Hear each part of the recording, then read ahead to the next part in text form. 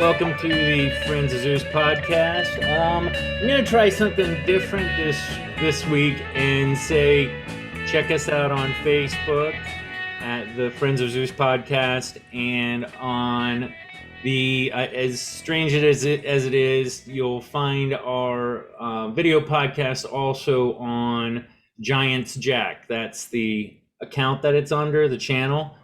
But you can look for us there. If you're seeing us, then you maybe found us there already, but at least you can point people that way. As Jack was wont to say last week, Mike, you're the chef. What you got cooking? Yeah, no, I like that. So I originally wasn't hosting this week, and I didn't really have a solid topic, but we would be remiss to not talk about what's going on right now in Afghanistan, and there's a lot of people with a lot of opinions.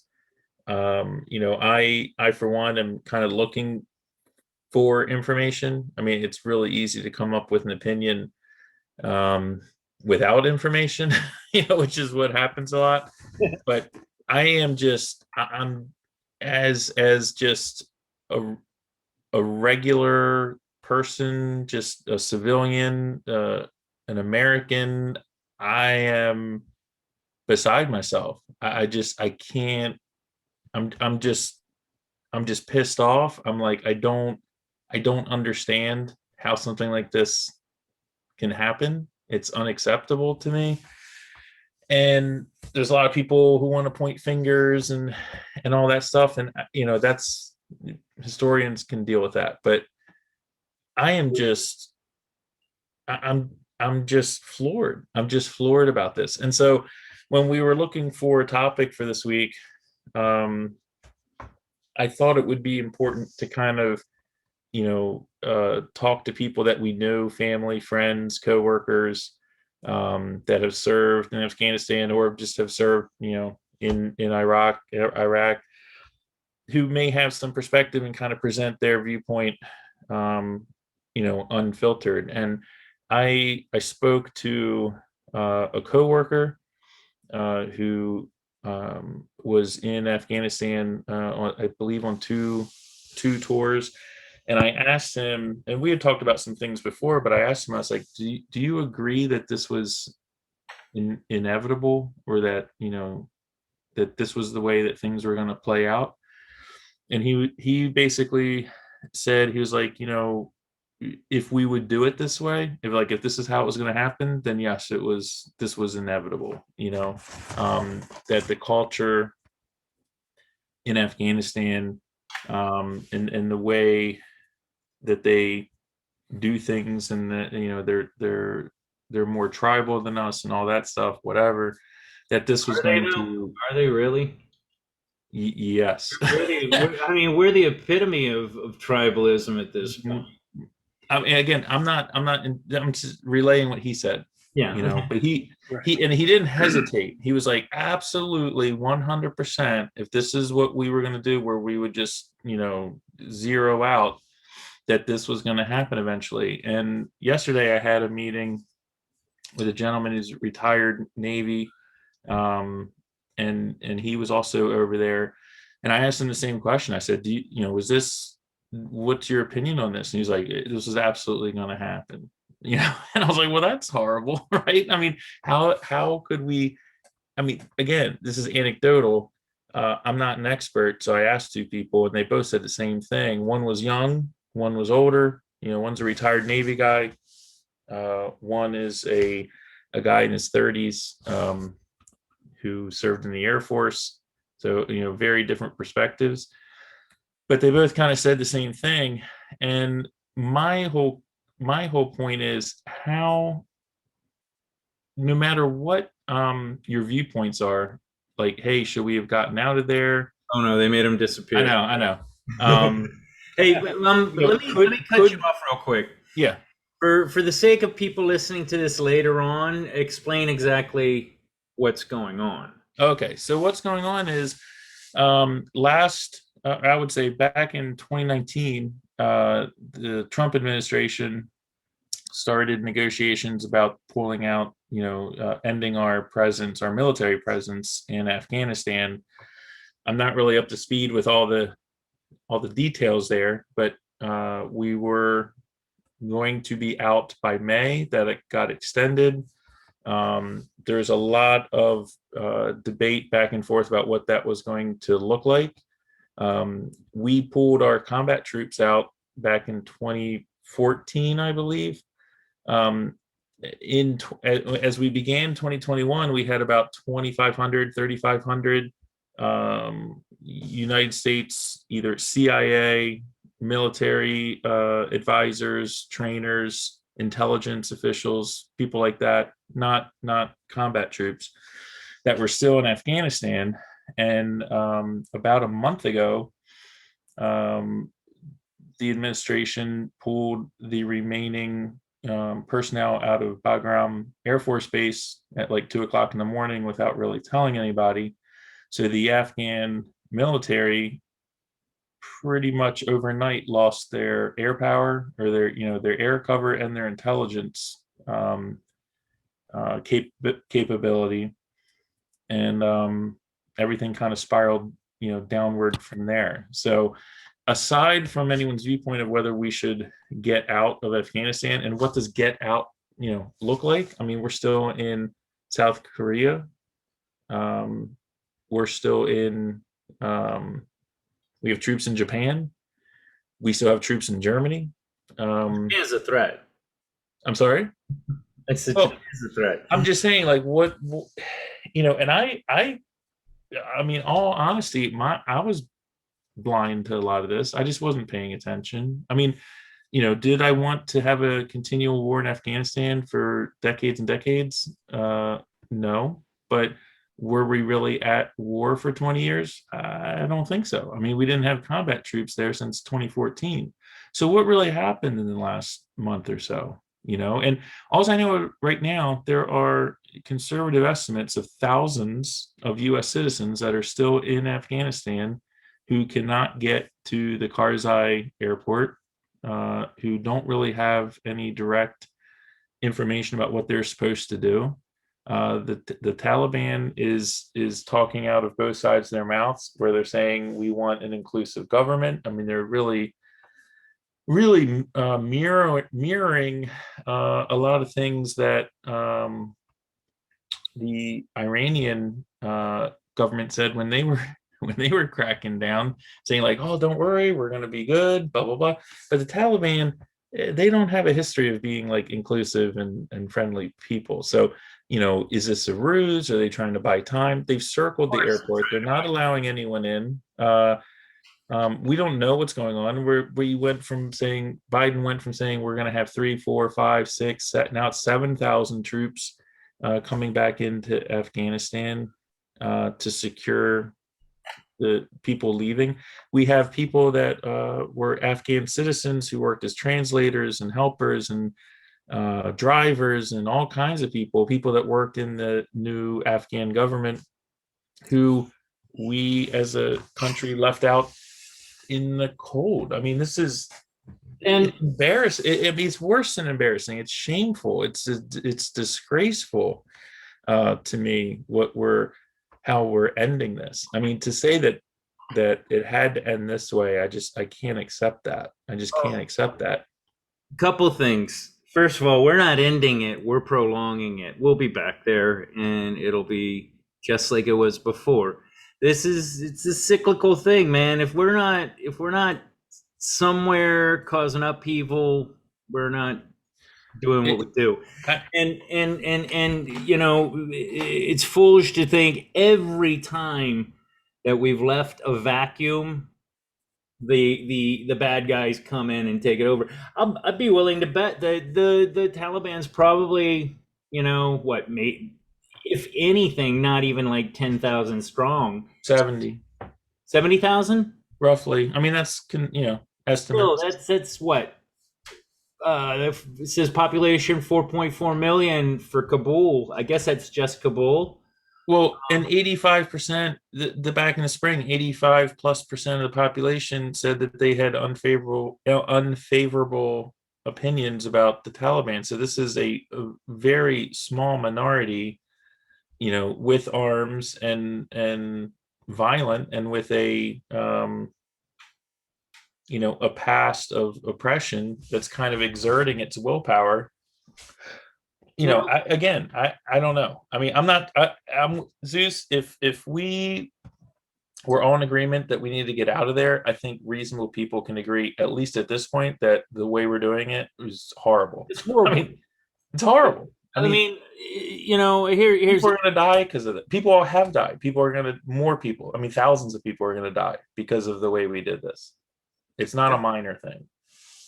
You got to wonder why a guy would be so fearful of staying in the country that he is from that he would literally strap himself to the outside of a plane. Multiple people. Oh, it was multiple people? Oh yeah. Yeah. Oh my God. So if you look at history, we did the same thing, right? The difference between our exit from Saigon and the exit from Kabul is more. The Vietnamese fought back. They were overwhelmed, right? In Afghanistan, it happened so fast because the people we were training to take care of things didn't provide any kind of back pressure. Right? Yeah, man. You're right. It is a minority movement in terms of actual actors for the Taliban.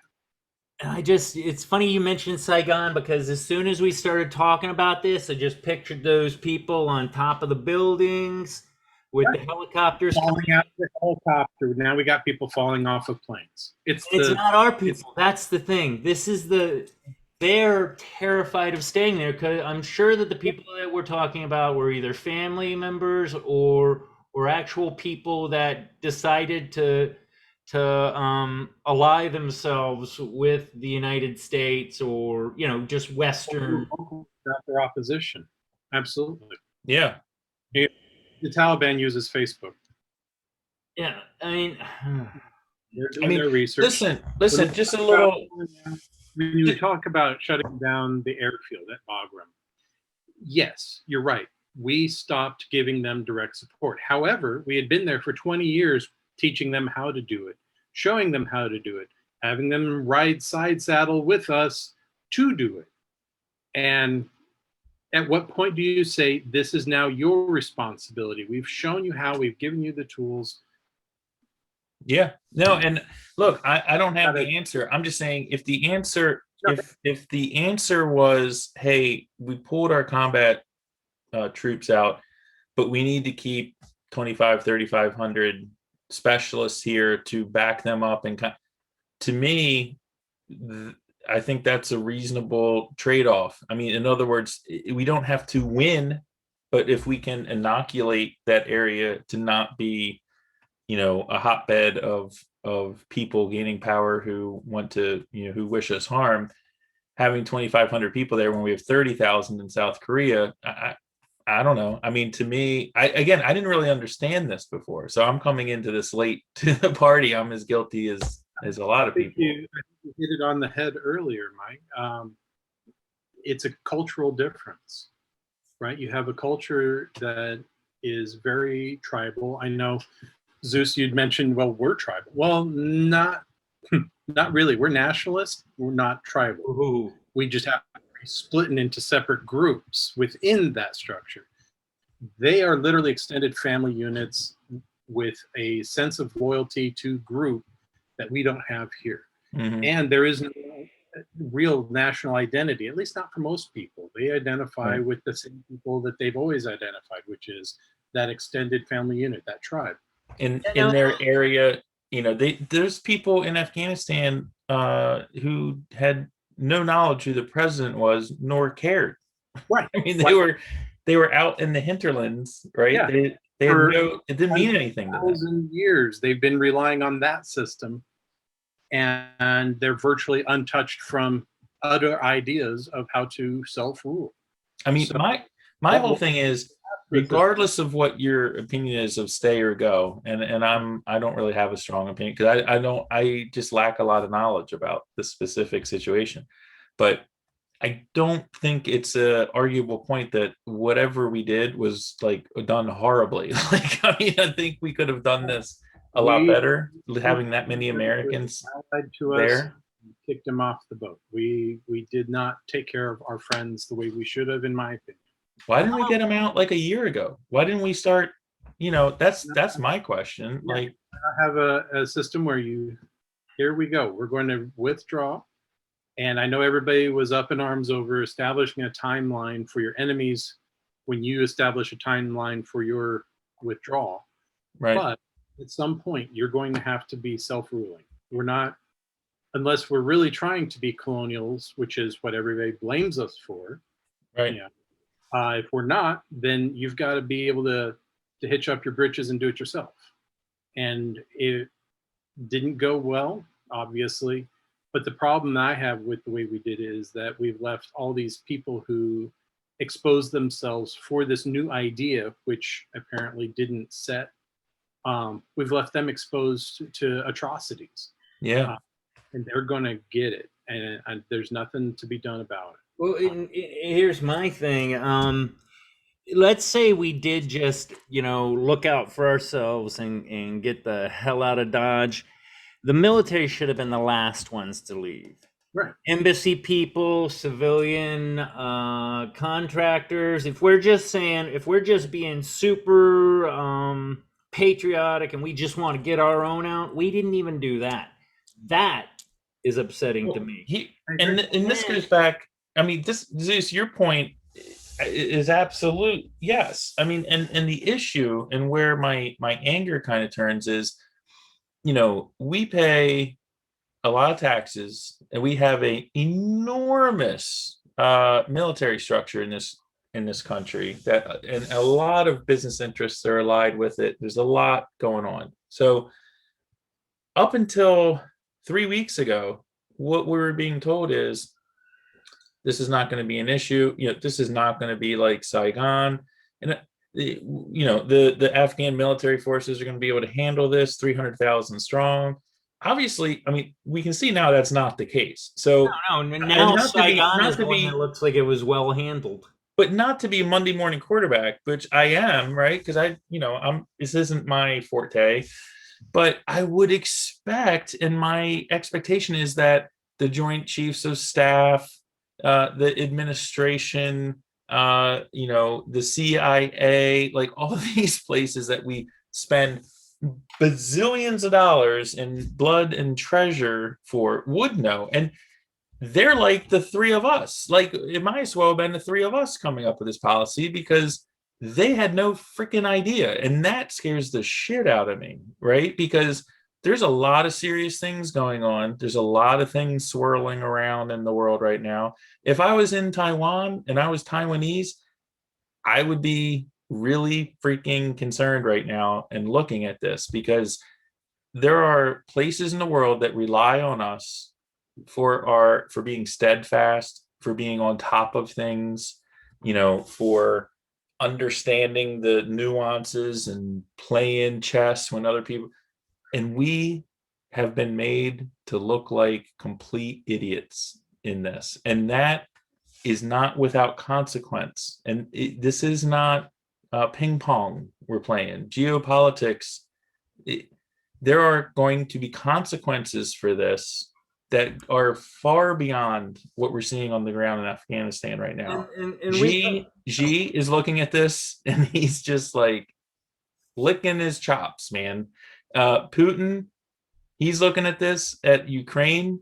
He's licking his chops at this stuff. I mean, this is you talk about shooting yourself in the foot. You talk about an unforced error. Like, I want heads to roll. Like, I want accountability. And the thing that our government doesn't do is accountability. No one's ever accountable, man. Like, this is a serious fuck up. This isn't just like some minor thing. Oh yeah, we just and then on to the next thing. And that's what it's going to be. But what I'm saying is, for our own national security, this is going to have repercussions for years, not just for months. I mean, this is a huge fuck up. And it needs to be called out for what it is. And I'm just a dude. I don't even. Right. I don't even know. I guarantee there were people in the room pitching the ideas that we would come up with.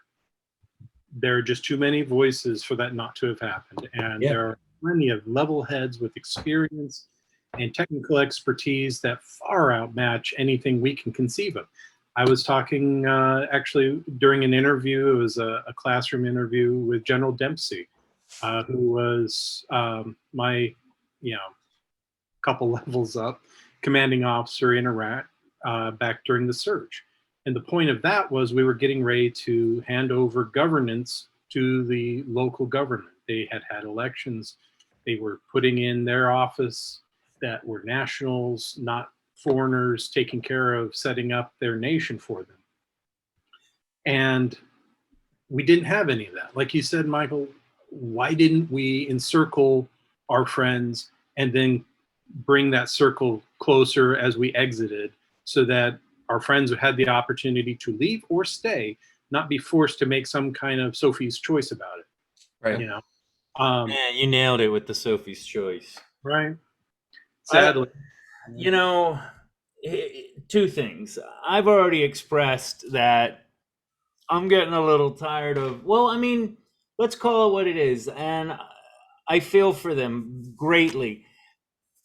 People say it's so bad here, and it's still one of the greatest places on earth to live. And this whole plane thing is a sign of that. We're so bad. Why are people strapping themselves to a fucking plane in hopes of surviving and landing here? Right. As bad as it is, it's still, there's a lot of, you have the choice to do really stupid shit. We just happen to be taking advantage of that choice right now and choosing stupid. I agree. But when I saw this footage yesterday morning. Oh, it's footage? Oh, geez. Oh, yeah. No, when I saw this yesterday morning, I was like, what? I mean, to a man, like, what is going through someone's head where they are going to hang on the side of a C-17 Globemaster that is obviously, it doesn't go Mach 1, but it goes pretty fast. 500 miles an hour, maybe. You probably saw Tom Cruise do it in Mission Impossible. Right, maybe they saw that. And to hang on the side of this thing, because what is below is so bad that I'm going to cling to the outside. One of the things that's interesting. These families, was it like?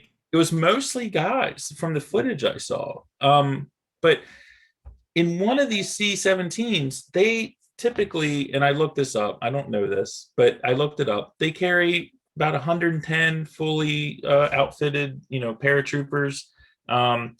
They fit 650 to 700 people on one this morning. They almost set the record. They came really close to beating a previous evacuation record. And these are, there's like standing up in the body. I've been in one of these things before, and typically they have the jumper seats down the side. They're just like in the cargo area, like standing, kneeling, sitting. 650, 700. I think they were within a few tons of the lift capacity. And the pilot, since there were people swarming around like Brad Pitt, World War Z or whatever, was like, go. And there's people on the runway running next to the plane as it's taken off, holding on to. I mean, what I'm saying is these people know what is awaiting them, and they felt it was a better chance to hang onto the wheel of one of these things than to stay where they are. And that is chilling. That's chilling. When the towers were going down, you've got people bailing out hundreds of feet in the air on the offhand chance that they don't die on impact. Yeah. Well, they actually, there's a fight or flight mechanism in your brain. They're not, when they were jumping off the towers, they weren't even. No. There was no concept of. It overwhelms your rational thought process. It's limited. And here's another thing. And I'm old, right? I'm going to be 50 in a few months. I know, super old. I mean, I'm already checking out grave sites and stuff. But I'm young enough to remember what it felt like to be a teenager and a 20-year-old. And there are people in Afghanistan in their 20s who have never had any experience with the Dark Ages from before 2000, October 2001, when we came in and took the Taliban out of control. And these are people that are, they're girls going to college, they're people that own businesses, they're like dudes that are just doing whatever. And it just became the 1200. It just became like 1200 AD there in the last week. And I can't even. It's just soul crushing to me to think about that. I mean, it's astounding to me that these people are facing this right now. And I'm not saying it wasn't going to be, again, the people I talked to, they're saying it was inevitable. Maybe it was, but it didn't have to be inevitable this way. Well, and if you know it's inevitable, you plan for it. You know what I mean? It's if it's going to happen, if we're going to leave, you try and inch it out slowly. I mean, you talk about refugees. I mean, again, not to get into whole disaster on our southern border. These are legit refugees. These are people that if they stay where they are, they're likely to be killed. And the fact that we had all this time and weren't able to deal with that or get them out, like I said, this is going to have implications well past when we die, in U.S. foreign policy. Because if I'm another country somewhere in the future, I'm gonna be like, you guys suck. I can't trust you. And at a certain point, your word's your bond, and we just flushed it all down the toilet. I mean, we look like idiots right now. I'm proud to be an American. Again, we talked about this. Was it with when we were talking about G, where I'm just like, I'm so tired of us meddling. Now that's not to say that we shouldn't help, people to get better, but you know what? Honestly, if we really wanted to help in Afghanistan, we would have eviscerated the Taliban. And I think from the way it sounds, I don't think that would have been something that was exactly well, unpopular choice. No, but I mean, yeah, we say that we're going to free them. Who are we freeing them from? Who's still there? Who's negotiating?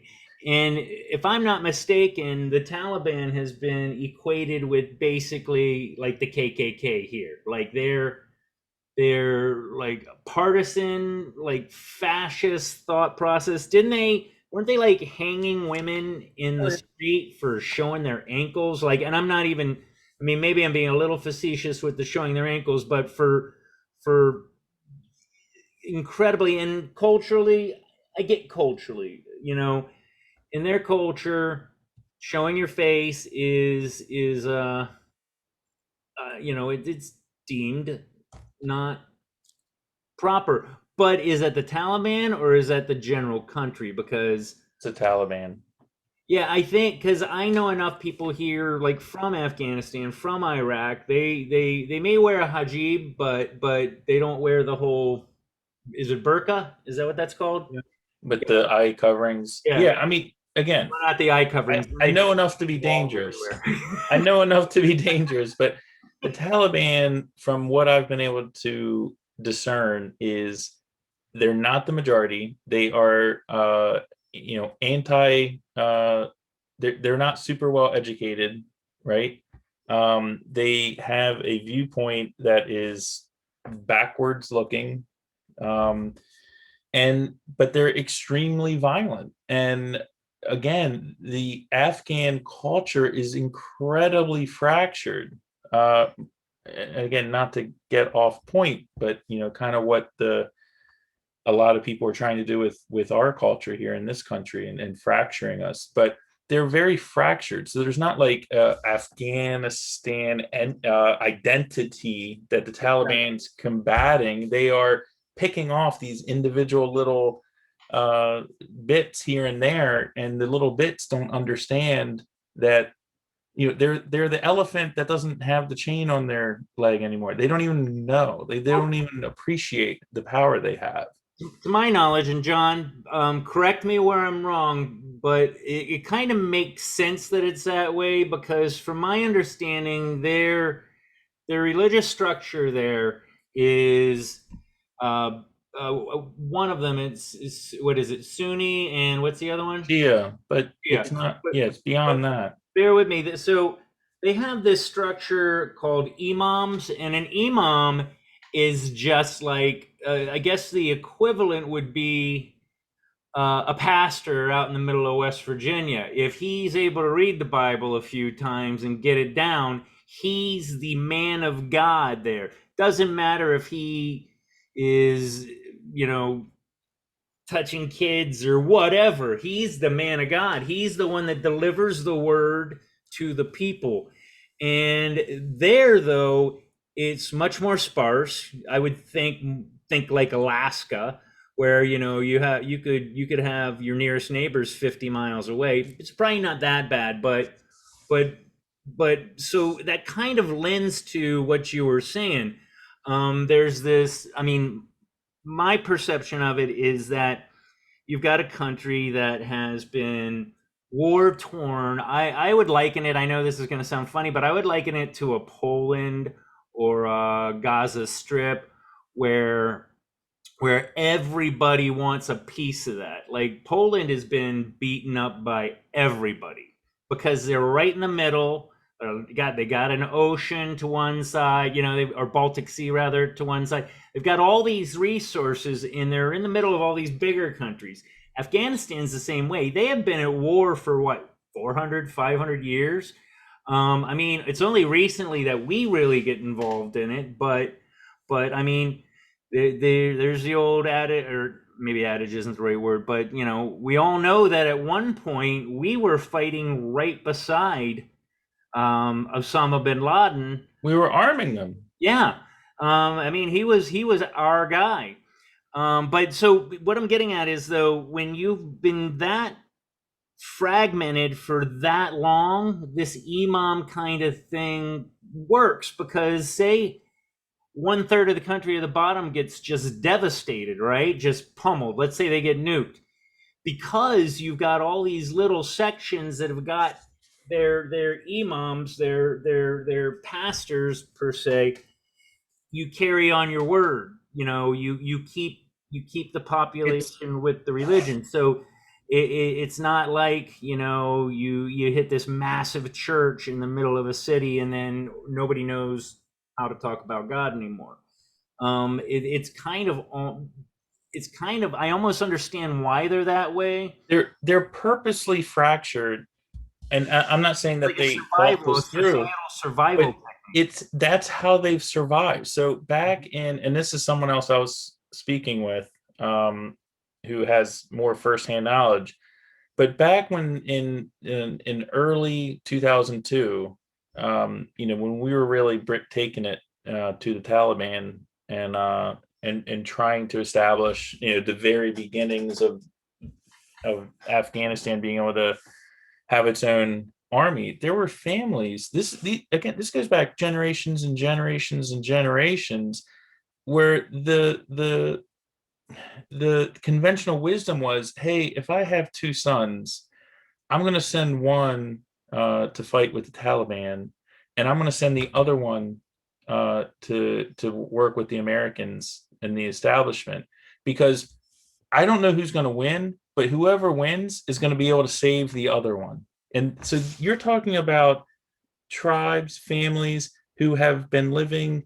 in the desert, basically, again, in horrible circumstances, and they know how to survive. And one way they know how to survive is to not throw their bones in with jack off politicians. And so they play the game.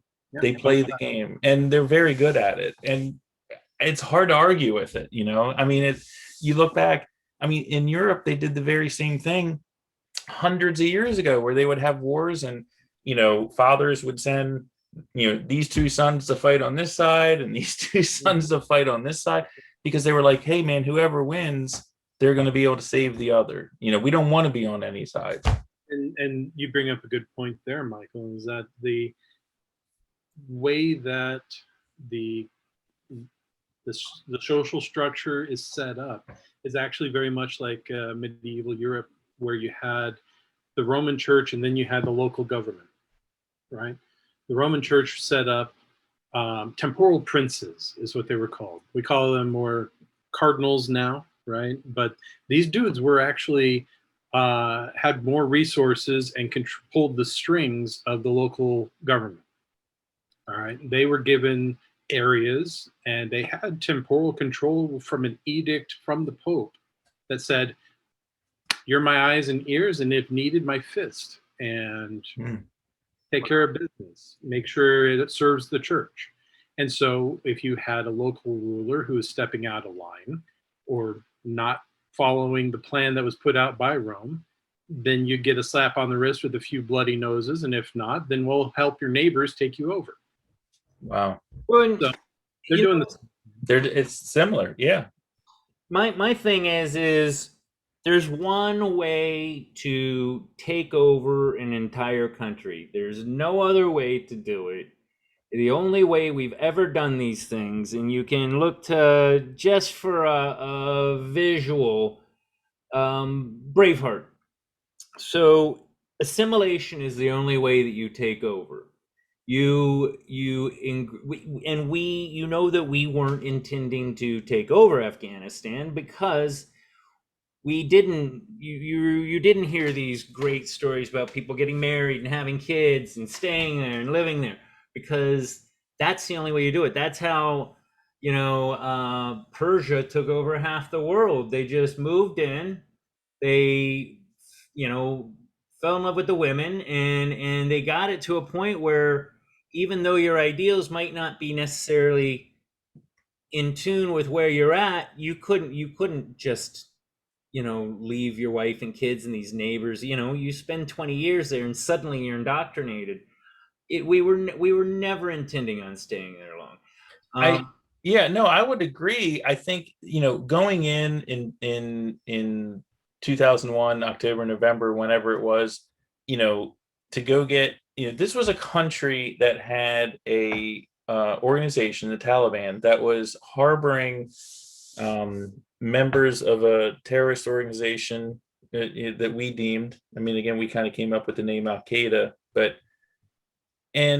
we found that they were responsible for what happened on September 11th, 2001. So we wanted to go in and we wanted to destroy them. And we also wanted to make sure and punish the Taliban for harboring them.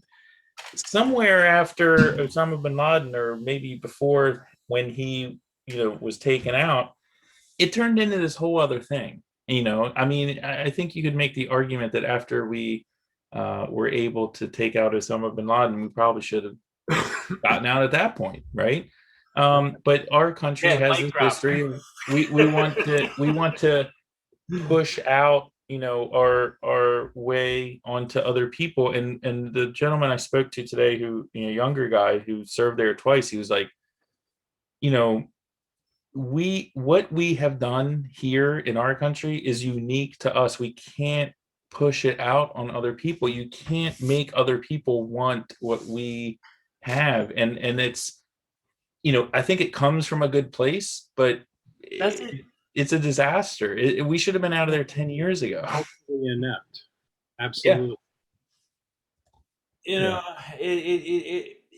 And for what it's worth, and I'm not saying our government necessarily, because I think our government and our covert organizations like the CIA and the NSA, sorry guys, I'm just making a point, please don't. You mean the really fine people at the NSA who I love them, amazingly respect and think are great people? Hypothetically,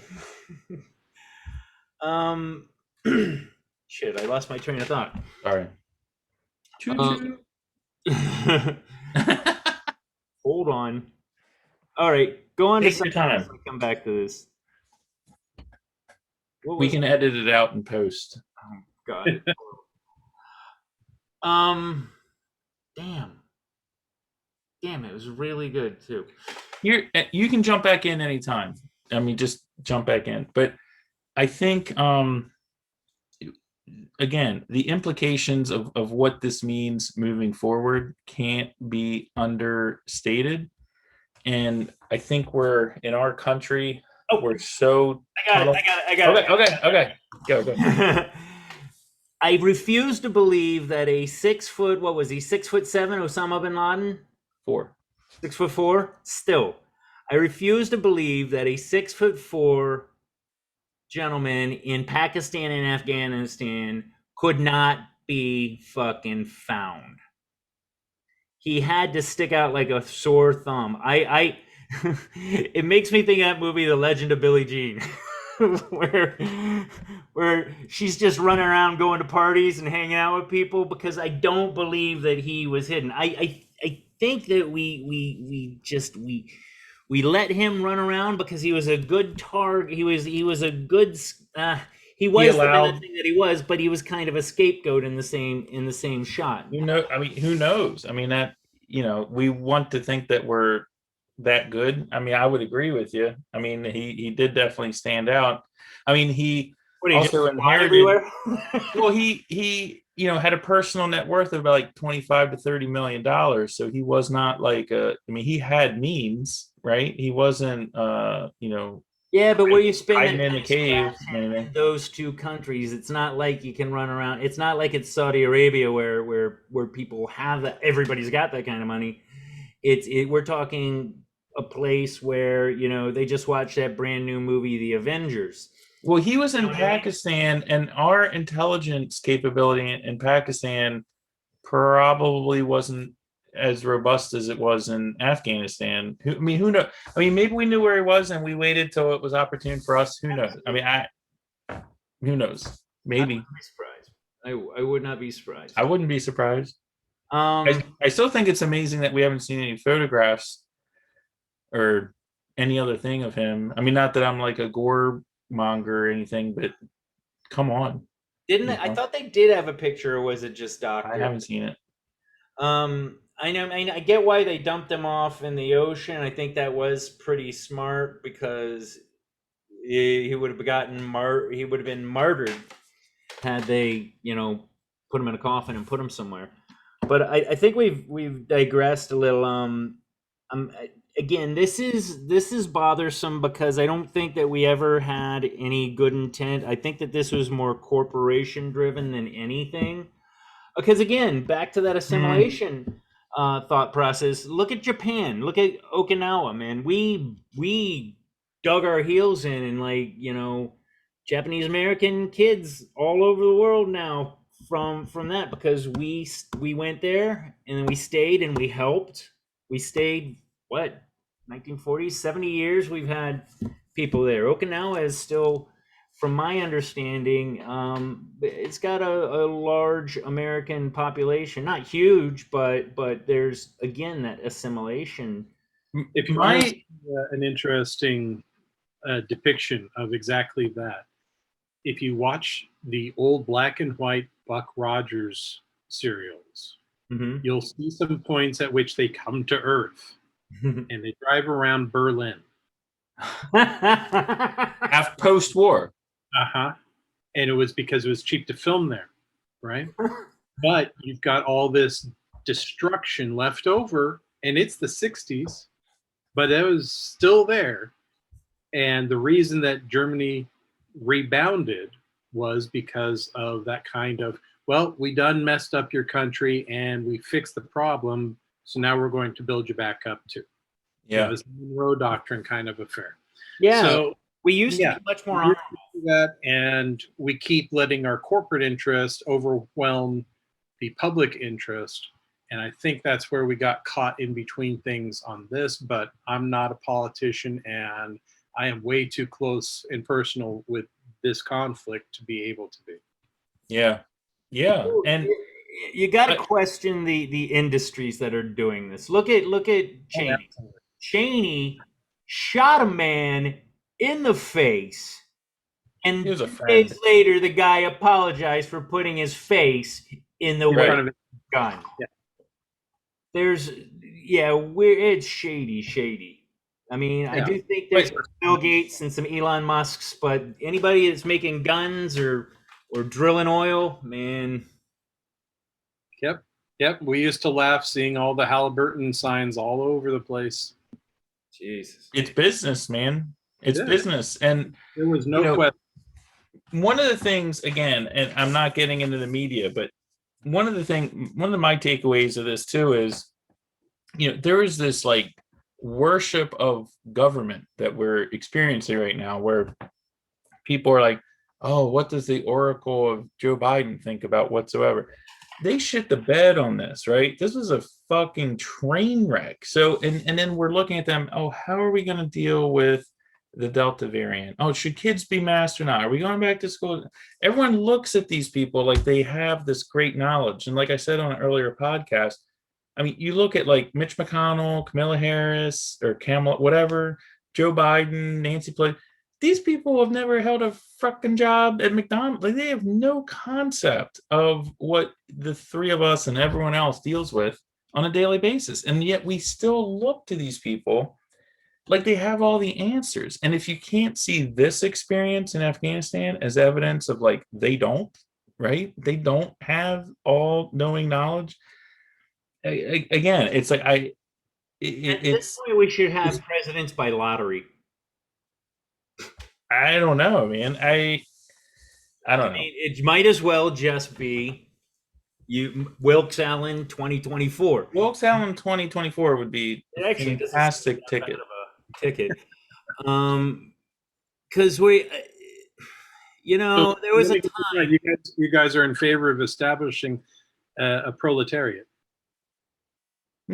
Explain. Yeah, establishing one. Yes, the proletariat was essentially supposed to be random selected dudes forming the central hub of government. I'm not exactly opposed to it. Maybe you base it on a level of education. You narrow down that pool, because our gene pool in the United States is a little muddy. But I'm not against, something along those lines. Maybe I am against a powerful centralized government.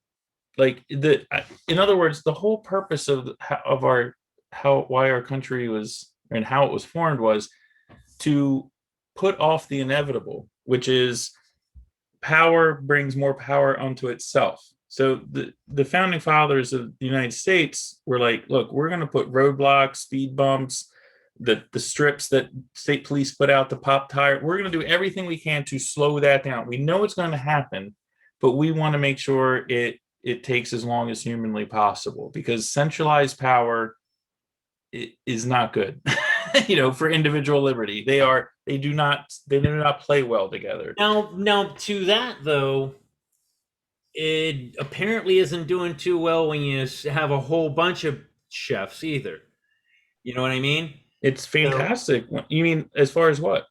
Well, I mean, back to the mom kind of concept. So all states, yes, I get what you're saying. All states should govern themselves, but they're all sovereign.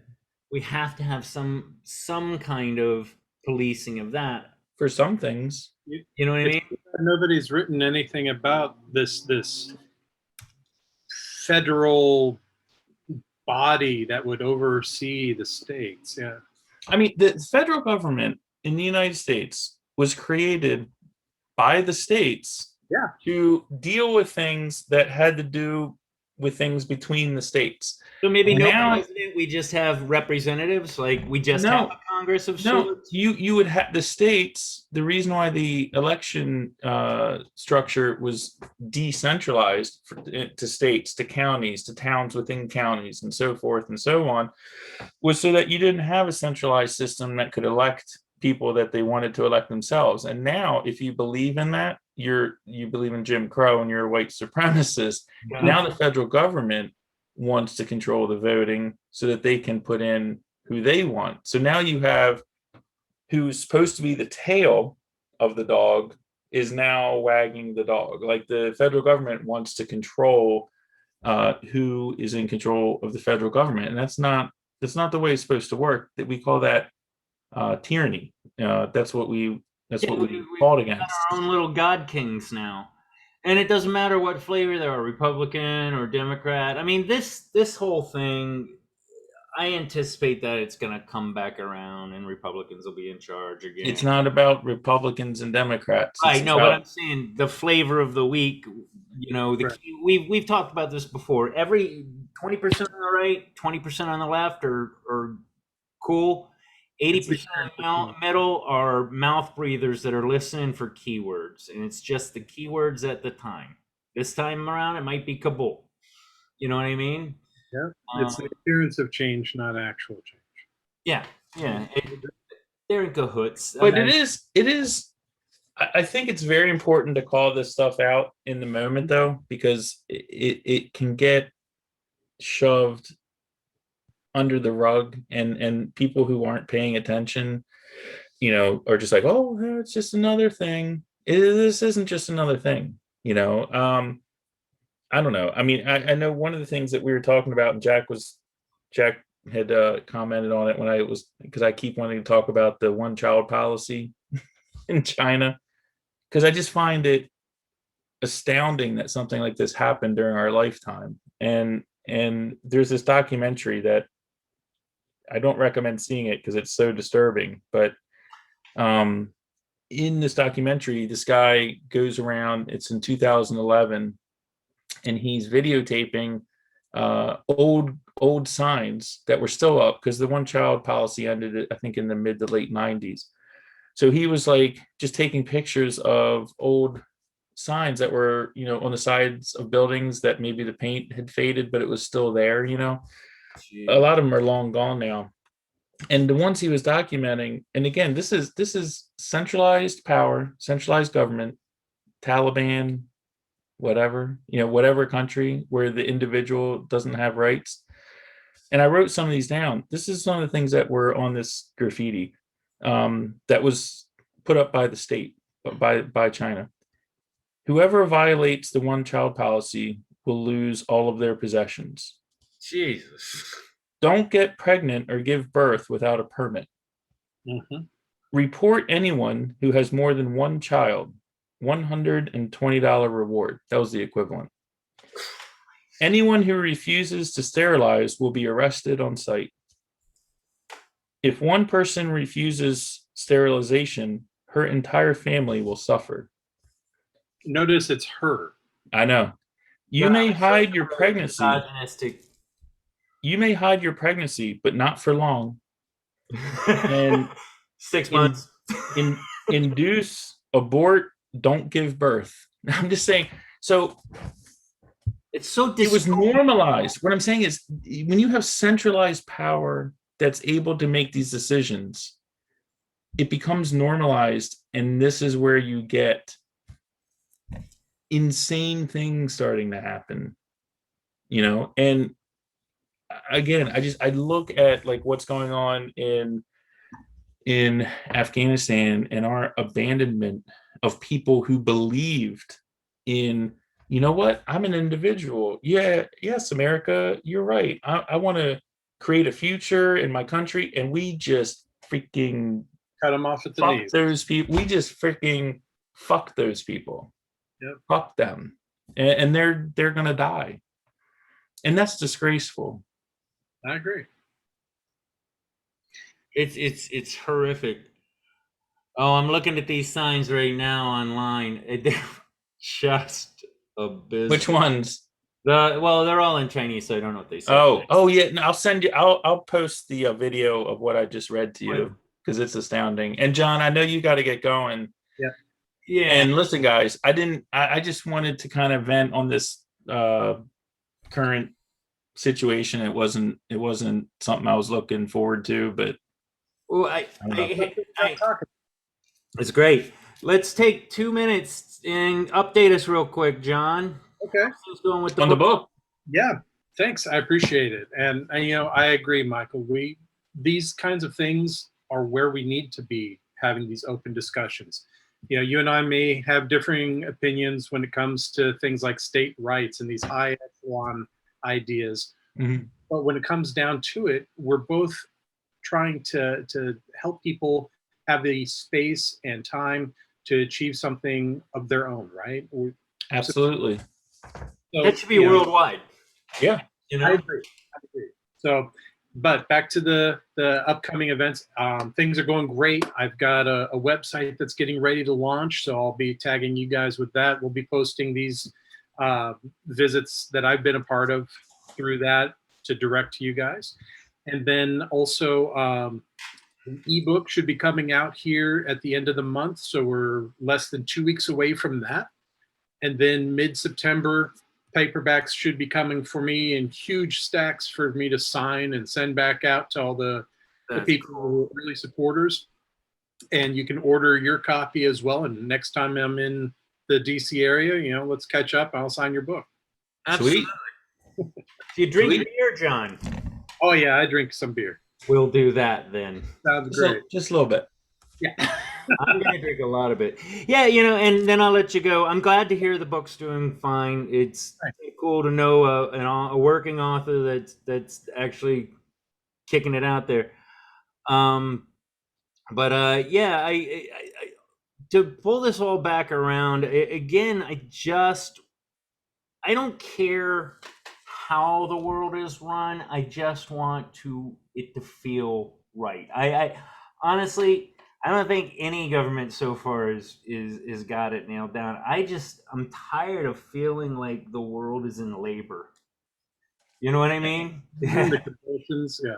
Yeah, like Dana said, she made a good point of saying that she looks at all this turmoil and she looks at it as a birthing process, and out of this is going to come something good.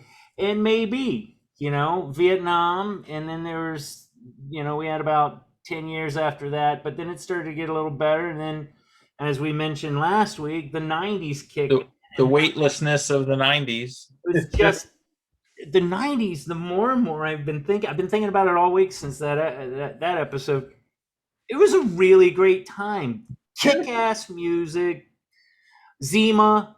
Can I just say something real quick? So when we were talking about topics for this week, I came up with this ridiculous thing about tying in like the one-child policy and Cuba and Afghanistan into Marxism, and I was like, or we can talk about things that bring us joy, or old cars we used to have, and everyone was like, cars, Afghanistan. I was like, I tried. That's all I'm saying is I tried to make it like fuzzy bunnies this week, and I don't know about cars. I know what I had. I know what I like, but I 1 week I would like to talk about things that bring us joy.